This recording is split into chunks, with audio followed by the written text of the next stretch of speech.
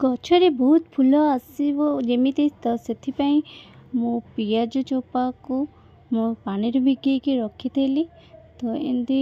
रखार minimum 15-20 दिन पर मु सबू गछरे दे दूची जमी कहते मल्ला गच भी जीवंता करदेव तो से बहुत भल दे थाए रिजल्ट पानी सबुथे पकई दौचे तो यह द्वारा गच बहुत भल भाव बढ़ी थाए सुस्थ रही थाए जहाँ भी कीटाणु थाए से सब भी मरी जाई थाए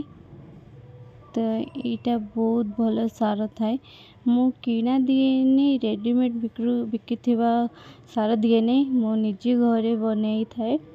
तो ये आपण गच ग्रो करने तो लिक्विड भाव जमती कदली चोपा लिक्विड हो कि पियाज रस हो रसुण चोपा रस हो